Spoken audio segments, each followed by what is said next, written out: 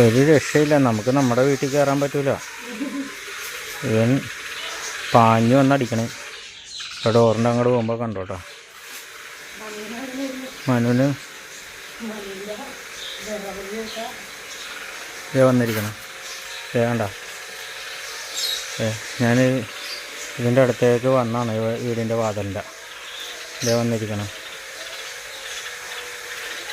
വന്ന സ്പീഡേ അറിയണില്ല.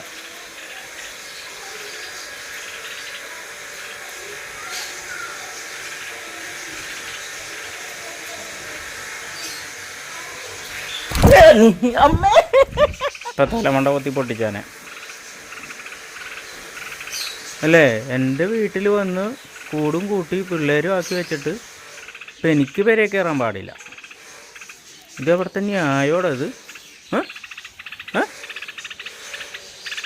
കയറി വല്ലതും പറയണോ? ഇരുന്നിട്ട് വന്ന് കൊത്ത്.